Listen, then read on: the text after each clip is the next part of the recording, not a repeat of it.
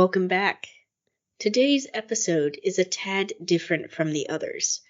Another of the more famous women of our world down in the forgotten tunnels of Paris, Lesbos.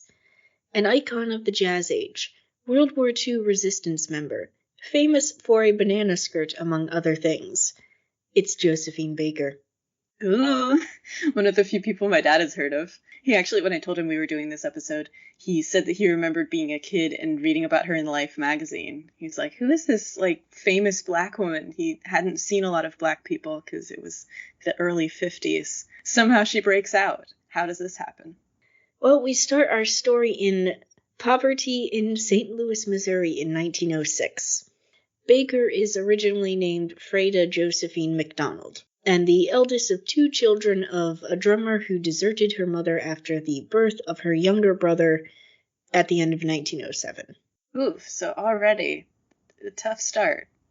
Her mother struggled to make money and eventually married a factory worker under the misguided belief that he would provide the necessities of life for her kids. Unfortunately, her judgment was off. Baker's new stepfather was moody and foul-tempered, prone to losing jobs, so her mom still had to do some work while living in run-down, rat-infested houses, from which they were routinely evicted. The financial situation only worsened with the arrival of two half-sisters. This is probably partly behind the recollection Baker had of her frustrated mother, telling her things like how she hated Josephine and wished her eldest child was dead. Wow, I did not think things could get worse, but wow. And yet, despite the money problems, Baker actually went to a school, albeit for poor people, at the age of 6. I personally am surprised. If anyone went to school in this situation in time, I was thinking it'd be her younger brother, because he's a boy, but she got the chance and proceeded to become the class clown with crossing her eyes, sticking her tongue out, and making faces.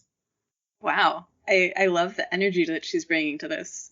Do we have some sense of, was this her normal personality, or? This seemed to be, she always took delight in basically making people laugh. It's something that would come up as she moved into performance as well. Mm-hmm. In this case, though, it might have been in response to other people teasing her over her lack of shoes. Oof, yeah, that is a level of poverty. Also, despite this opportunity, she was restless, disliked school for its confinement, only attended maybe 1 day out of 3, and didn't actually learn how to read and write until adulthood. Wow, so it sounds like school might have been an opportunity for some socialization, but I mean, even today there have been issues with that, with people not gaining literacy because of their impoverished state, that maybe their parents need them to help with money-making activities in the home or with chores while the parents are out working. This makes a lot of sense. Add to this, she nearly loses a leg. Excuse me? Yeah, it was during this time that Josephine damn near lost a leg, and in which case we would have never heard of her and her dancing, because basically she stepped on a rusty nail, and because no shoes, the wound got infected. The doctor wanted to amputate it. She threw a fit, as anyone would, and he agreed to drain it first of all the infected blood, which saved her leg. Thank goodness. After this, things didn't improve much. Her mother decided that as the eldest, Josephine needed to earn some money. How old was she at the time? 7. Yeah, the eldest, the responsible, hardworking child. Yes, because apparently her stepfather cannot be arsed to use a condom and keep a job. I guess not.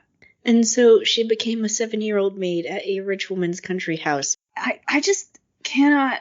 The time period at which this is at is so bizarre, because, having a child work as your maid, that's so wild to me. It's one thing if it's a 16-year-old or something where they could do work. I can see that. I had a coworker who was 14, because that's legal in Ohio. That could happen. But 7, though. I can't imagine employing a 7-year-old. This woman could. I guess. Josephine's day started at 5 a.m., with sweeping and cleaning before having to attend school, and then she'd come back and work some more till 10 at night, before going to sleep in the cellar of the house, alongside a dog that gave her fleas. Oh my goodness.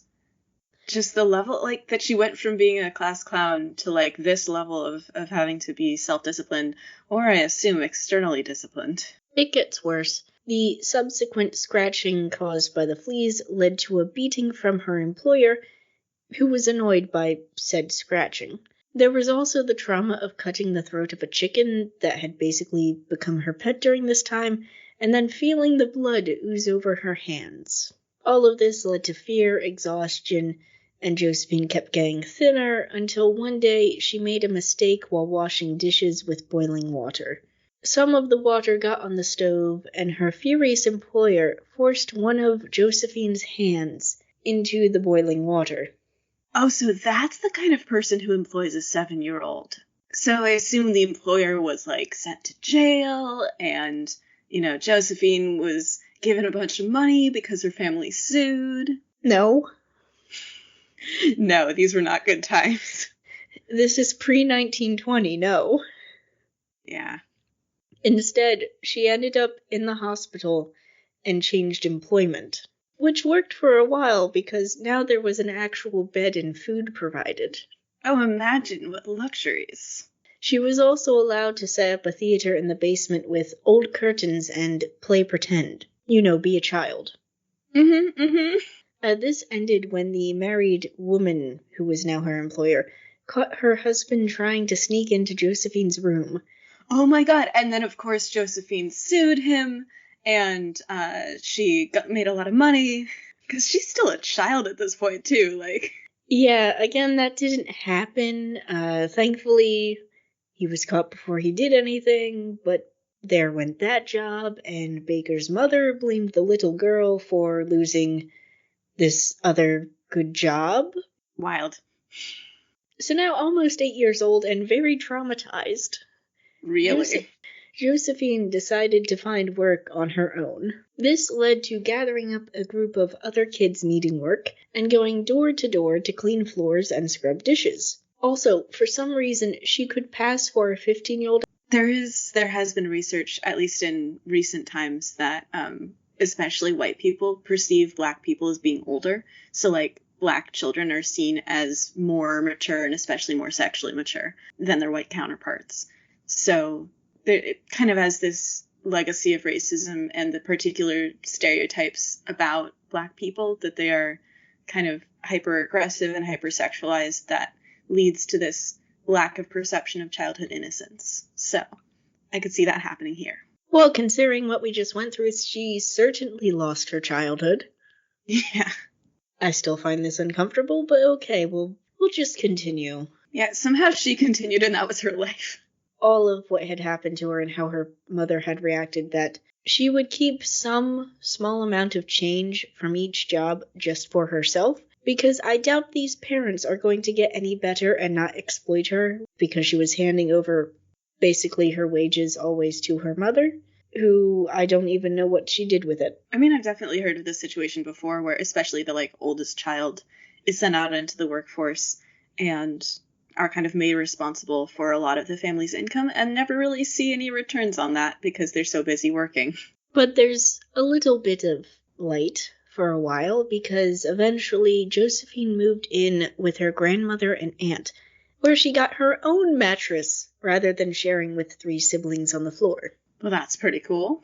However, this didn't last long, as her aunt died of heart disease, and her grandma then moved in with Josephine's mother, naturally bringing the kid back along with her. Oh no. Now, there was a small amount of money left from her aunt, which enabled them all to move into their own one-room shack in Boxcar Town, East St. Louis. It was probably just as bug-infested as the apartments they'd been in, and by the way, it was called Boxcar Town because every house was made out of an abandoned cargo train car. Aesthetic, but probably not a lap of luxury. It got worse. God, when will it stop getting worse for this poor girl? It was here that they were all living when the riots of July 1917 occurred. You see, when white union workers for a steel and aluminum company went on strike in the middle of World War I, the company hired black workers from Boxcar Town as strike breakers. Oh, that sounds very intentional. Yet naturally, racial tensions flared and an angry mob torched the town. Because it's 1917 and even the US Army is still horrified when they go overseas and the French try to treat US black and white soldiers equally because that's how the French rolled. Yeah, because, like, someone has some sense. And during this riot, the now 11-year-old Josephine was out hiding in the bushes with 2 stray puppies she'd found rooting through garbage and had nursed on stale bread dipped in milk. So even amid all of this, she has found a way to be good to others. That's really sweet, at least. Now homeless, Josephine's family went back to tenement hopping.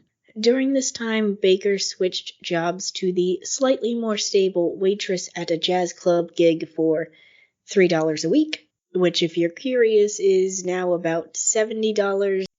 Anyway, it was at this club that she met 25-year-old steelworker Willie Wells, who soon proposed marriage. So how old is she at this point? 13. Interesting.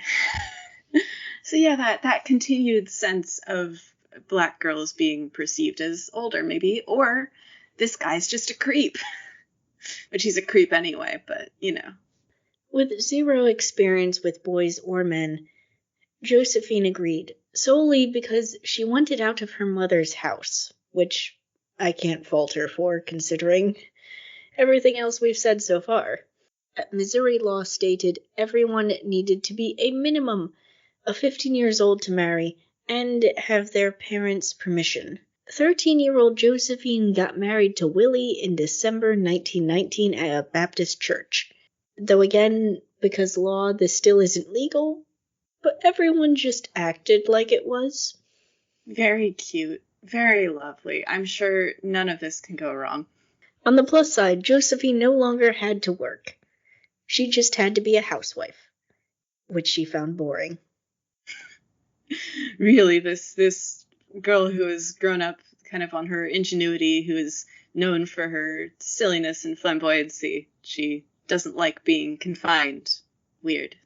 Now, there's a bit of confusion, but a few months after the marriage, she started knitting baby clothes, so there's the idea she might have been pregnant. However, Willie turned out to be as useless as her stepfather. And one night, an argument ended violently and Josephine smashed a bottle over his face, resulting in cuts and bruising as he stumbled out of the room, never to return. The knitting baby clothes also stopped after this, but no one knows if she was pregnant or if she had a miscarriage. Either way, she went back to her waitressing job, and it was as if the marriage never happened. I mean, I'm glad she got out of that one. Quite easy to do when it's not actually legal. Now, Josephine started to hang around a theater, and one day she decided she ought to work in showbiz. So she convinced a stage guard that she had an interview, and then next day she had a job in the chorus line. Dang, that is amazing. What talent to just get in there and convince them all. But she didn't quite fit. So the director made her Cupid because it turns out she moved much better than the rest of the chorus girls. Wow, so it's not that she can, pretend to fit in. It's that she, has this genuine star power that people are seeing. I love it. Her luck kept coming after that. After seeing a performance of the singer Clara Smith, Josephine snuck backstage, met her, noticed Smith's gown was stained, offered to clean it, did so, and then got offered a better-paying job at $10 a week to travel with Clara and be her dresser. She accepted almost immediately, and her younger sister Margaret covered for her to their mother until the show left town the next day. When their mother finally heard the news, she simply said, "She has chosen her path, let her be." Fair enough, I guess. At least she's not trying to stop her. This didn't mean Baker didn't sometimes perform on stage. She would replace injured chorus girls. The clothing never fit her. It was always baggy. Expected when you're borrowing an injured person's clothes, suddenly. But the bagginess made the audience laugh, and she played into this, because she loved making people laugh, and the real world wasn't like school, where she'd been reprimanded for her clownish antics. Instead, the audience rewarded her with more applause, and bosses took one look at that and were like, do it again. That makes sense. Keep the people happy. And so the show continued, and Baker traveled with them. They stayed in boarding houses, as there were few hotels for blacks, as few had the money to travel, and segregation existed. Oh, that little thing. Still, they had to share beds, and as another chorus girl in the company explained later, many of us had been kind of abused by producers, directors, leading men, and girls needed tenderness, so we had girl friendships, the famous lady lovers. But lesbians weren't well accepted to show business. I guess we were bisexual, is what you would call it today. Right. It's totally fine if we're all female presenting and we're not making a big deal of it and we all assert that we actually like guys. We just kind of go with it, right? It's such a very particular manifestation of, like, internalized and, I guess, society-wide homophobia. Josephine and Clara Smith, who had given her the initial dressing job, became lovers on the road. But the interest in women continued after Baker finally got her own room, and then it just continued for the rest of her life. Wow, so it wasn't just a phase. Now, to be clear, how old is she at this point? Like, is this also kind of predatory on Clara Smith's part, or? I mean, she is 15. And how old is Clara Smith? Definitely not a teenager. Mm-hmm. So I don't feel great about it, but... Would it help if I pointed out Missouri law was fine with it because she was now legally old enough to marry? No. I mean, I guess this is better because she now, like, has her own job at least, and she's, like... Well, I guess she had her own job before, but she's not a housewife. She maybe... Clara Smith has power over her as the person who employed her, but she clearly has her own kind of stage success that people are going for. So, I don't know. It's less bad, but it still kind of makes me uncomfortable. I can continue with the narrative of making you uncomfortable because, as it turns out, when Josephine attended parties outside of theater life, she met 23-year-old William Baker, a former jockey turned Pullman train car porter. And the name Baker should be familiar at this point. Mm-hmm. Yeah, I'm sensing some foreshadowing right about now. A shared love of dancing, his charming personality, and the actual ability to hold down a job. It all impressed her. Low bar. About as low as the bar set for just having men wipe their asses. Mm-hmm. Either way, after a few months, he proposed, and she accepted. And as we said earlier, now 15, she's legally old enough to get married under Missouri law. And this is how she gets the last name she'd be known by for the rest of her life. Now, we'll hope that it goes better this time than the last one. Well, this time around, she's not a housewife.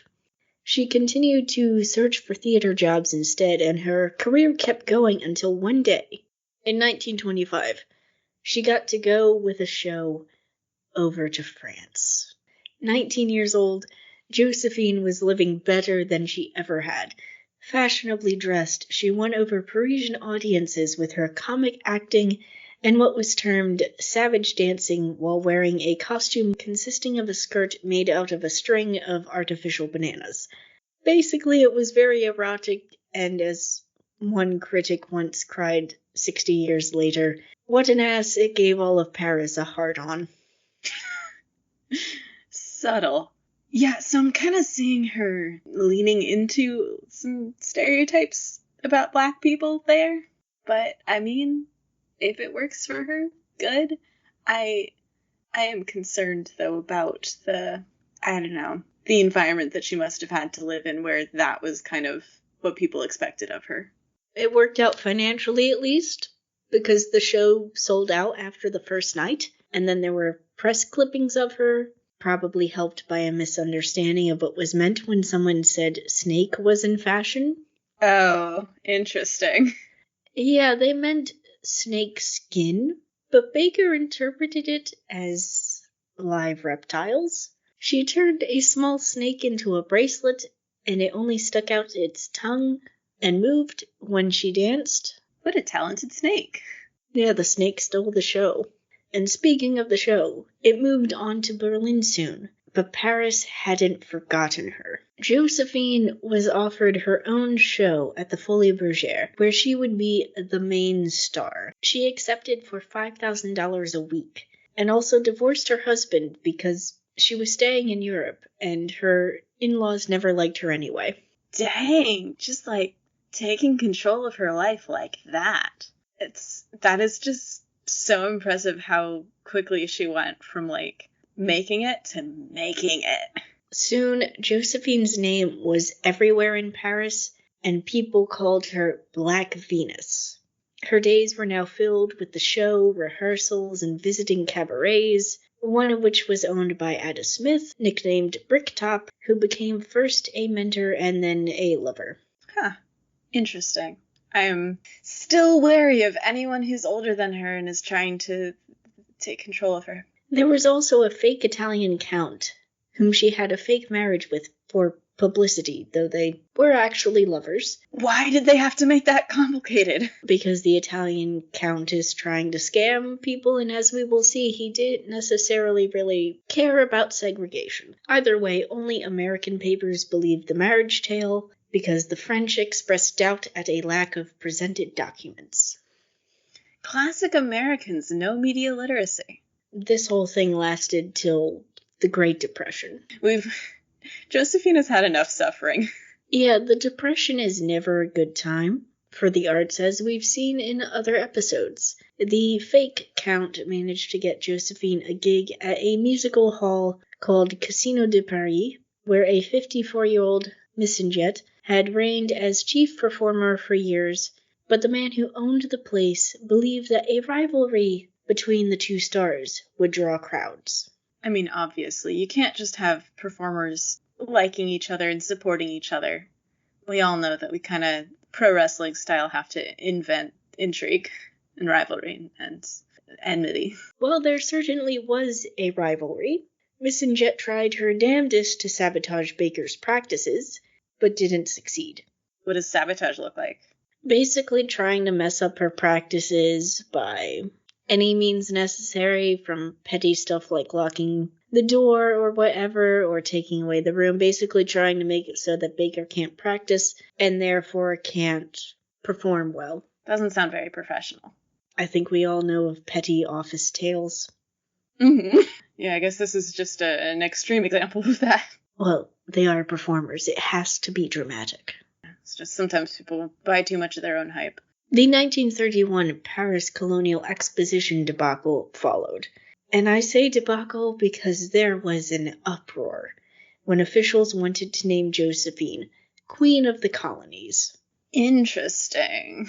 While she saw it as the French accepting her, many protested that the 25-year-old performer was too old, not French, and could not even speak fluent French or any of the colonial dialects. I mean, that last part is fair, but two things. A, 25? Too old? Oh my god. B, I mean, the French out there colonizing everywhere, like, who are they to talk about not being able to speak languages? Well, on the too old front, it turns out at the time, most African women got married at 12 to 13 and were grandmothers by Baker's age, as the argument went. Right, because I'm sure that these people know so much about what, like, normal African cultures, of which there are many, it's a whole continent, would have done. A lot of knowledge that comes through, colonial stuff is maybe altered from the ways that things have been traditionally, because maybe colonizing might have caused some upheaval, maybe? Either way, the title was withdrawn. So much for France being more woke than America. In some ways it is, as we will see, but not necessarily by modern standards. There was also turmoil in her personal life at this time. While she now owned a good house in France, the fake count wanted her to work more, which Baker rebelled against by relaxing at her house more. Yeah, classic. A husband who expects something of his wife. And she's like, no. A fake husband, even. Right. Good point. Still, she wanted kids, but didn't have any. So she started patronizing a local orphanage and donated clothes and jewels instead. That's really sweet. I mean, considering her background, I'm sure that was really, important for her to be providing for these kids. There was also the fact that police did not allow her to keep her pet cheetah at home anymore, and she had to move him to a zoo, where she visited him. Her pet cheetah? This whole time she's had a pet cheetah? Yeah, little Easter egg fun fact, if you've ever watched the animated Anastasia movie and you get to the part where they're singing about Paris, there's a bunch of people who just pop up in there, a bunch of famous people, including some other women from this world, also fairly famous ones. But you'll see Josephine walking down the street with that pet cheetah in it. I have heard of cheetahs. I mean, obviously you shouldn't own wild animals. We know that now. They may have not known that then. But they are, closer to our, pet cats than some of the other big cats. I'm more okay with that. But this whole thing is... There's a lot of really dated ideas going on here. 1934 was a better professional year. While she had briefly been in one film before, she now starred in a talkie, Zuzu, which was followed by Princess Tam Tam in 1935. Wow, so Josephine is, really making it. Yeah, it pushed her into being named the richest black woman in the world. However, there remained a question. Could she dazzle the U.S. as she had France?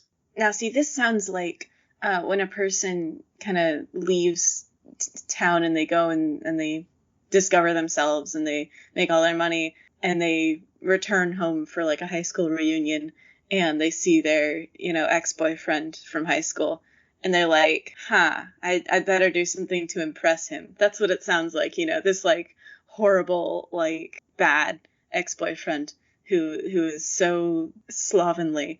And they're like, I must impress him still. No, you've made it. You don't need to worry about the U.S. You say all of that. And yet, 1936, Josephine appeared in the Ziegfeld Follies in New York, the first and last black woman to do so. Dang.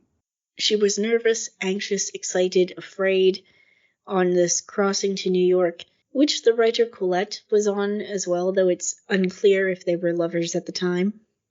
Beautiful. Classic Paris Lesbos. The fake count abandoned her on this trip, though, which hurt. And I'd be surprised if it didn't. He's up at this night's hotel that is only whites are allowed, and she has to go find a boarding house somewhere. God, and she's really made it. I mean, she is at the top of her game. Yes, she's very rich. But this hotel won't give her a room. I mean, rich and, well regarded in France, at least. To add to the pain, the show was a failure. Excuse me? They got Josephine Baker and the show was a failure? How? New York was not impressed. New York has a problem. New York is the horrible slovenly boyfriend, but he has his anime body pillow, so he doesn't know what women are like anymore. Josephine briefly visited her family during this time, and her mother refused to let her spend $20,000 in cash on a small house for them, because she couldn't believe anyone, including her famous daughter, could legitimately have that much money. Oh my god. I do not like her family. Now you could say there wasn't much to keep her in the U.S., so she left for another job in France and stayed there. Good. Yeah, she saw the anime body pillow and she was like, okay, I don't need this town anymore. However, Josephine was still lonely and wanted children. Enter a handsome, rich 27-year-old Jewish Frenchman named Jean Léon. So just since this is very important to me, how old is she at this point? Approximately 31. Okay, good. Whew. I mean, at this point, she's also, like, seems pretty well established in her career. Like, she's definitely at a point of security financially and socially and able to live her best life. So I'm not as worried about age gaps, but I'm just like, her history of people trying to take advantage of her, especially with this Italian guy, right, recently, you know?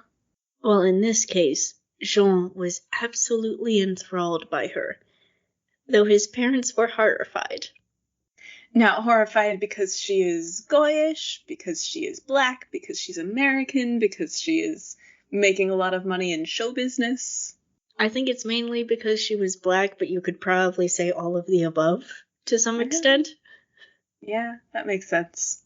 Still, they were married in November 1937, by which time his parents had reluctantly accepted their new daughter-in-law.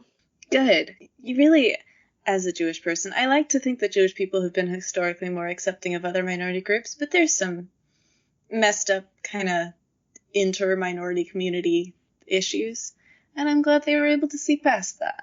14 months later, she was pregnant, but miscarried. Oof. Soon, she and Jean drifted apart, though they would not divorce till 1941. She was also by this time a French national due to her marriage and had renounced her American citizenship. Yes. Goodbye, anime body pillow. It was during the separation that Josephine met Mexican painter Frida Kahlo, who was someone else my dad has heard of. Who was in Paris for the 1939 exhibition of her art. They met in the nightclub Baker was singing in, and they bonded over their shared struggles, probably including miscarriages, became friends, and then lovers. I mean, also presumably bonded on, like, both of them were at the height of their success and were doing so well and everyone loved them. And, you know, women of color who are actually able to succeed despite the horrible circumstances that would attempt to keep them down. Probably that too. But then we have World War II. Never a long enough break for this woman. This is not good for a black woman technically married to a Jewish man, but it turned out her connections to so many high-profile people were of help to the Allies. Josephine viewed refugees fleeing the Nazis, and any with useful info were passed along to the higher-ups, and she also caught spies. This didn't last, as the rest of France would soon have a puppet government. This was exacerbated by the fact that a few days before leaving, a few German officers arrived at her house, where she hid resistance members, and they asked to search it for weapons. She responded, "I think that Monsieur l'Officier cannot be serious. It is true that I had Red Indian grandparents, but they hung up their tomahawks quite a while ago now, and the only dance I've taken part in is the war dance." Interesting. She left the country soon after that and joined the Free French under General Charles de Gaulle in Portugal. Right, so that was a bluff. Of course it was, but what else are you going to do when people show up to your house to search it, and it turns out you're hiding their enemies in your basement? Yeah, no, so good on her for being able to get out of that tricky situation. Now in Portugal, Josephine moved through diplomatic circles at parties, where she listened for information to help the resistance. Any info was written into notes that were pinned to her underwear, because she was so confident that no one would strip search her. Also, does she know Portuguese? If she doesn't before getting there, she probably picked it up quite easily, assuming by now she knows French. Soon, she left for Casablanca in Morocco, still a French colony then at the end of 1941. It was during this time that she had an emergency hysterectomy to save her life from a fever, and some other infection is also applied here, but I'm not sure why it was. So Baker would never have the baby she desperately wanted. Biologically. While she recovered, newspapers incorrectly said she died, which when her little sister showed their mother the paper, their mom replied, "She ain't dead." Wow, she just knew. When Josephine finally heard the news of her own death, she said, There has been a slight error. I'm much too busy to die. I love it. I mean, as we all know, women are defined by their wombs, and so a hysterectomy means that she does not exist. The recovery was a long one, but Josephine met Charles de Gaulle and was given the honorary rank of sub-lieutenant in the Ladies' Auxiliary of the French Air Force. She would wear her uniform when she returned to Paris in 1944, after its liberation. The conditions the occupation left the Parisians in horrified her, and she pawned some of her jewels to buy meat, vegetables, and coal for them. She even planned a tour to raise funds for the war-weary people. I love this. It's kind of an echo of when she was giving her jewels and such for the orphans before, that she sees people in need and her instinct is to help them. During this time, Josephine met Joe Bouillon, a 41-year-old French orchestra leader. Together, the two toured for wartime shows until the end of the war in Europe. The Free French then awarded her the Medal of Resistance, which was later joined by the Croix de Guerre and her being named a Chevalier of the Legion of Honor. Wow, so at least, again, France is recognizing her. She also married Joe in 1947 and proceeded to adopt 12 children, 2 daughters and 10 sons with him. She would call all of this the Rainbow Tribe, as they were all of different ethnicities and religions. Dang, Angelina Jolie wishes. The fact that Baker adopted beyond 6 kids is part of the reason that Joe would leave her, as he had concerns about providing for so many children and adding girls into the mix because the kids had no blood relationship. He thought that was just asking for trouble. As a mother of 12 kids, Josephine is a mixed bag. Yes, she adopted a bunch of kids and provided for them, but between performing for audiences and then managing 12 kids, any one child is not going to get much parental time. Yeah, I can imagine. There were tales of bad manners and lack of discipline as they grew, and due to her absence, they also grew apart from her. This was not helped by one boy being sent to live with Joe when the boy was a teenager because Josephine found out he was gay. Oh my god, Josephine. Really? Only the unofficial 13th kid, a boy she had fostered after he was abandoned on the streets of Paris. Only he grew close to her and eventually took her last name. Now, did she have help raising these kids? I mean, were there, like, nannies, or, like, did they go to school where people could be looking after them, or? There were nannies and so forth when there was money. You see, things were not helped when she divorced Joe because Josephine started running out of money. At one point, she sold her house and was homeless with the kids traveling until the Monacan Red Cross gave her a down payment for a new house because a Monaco princess heard she was in need.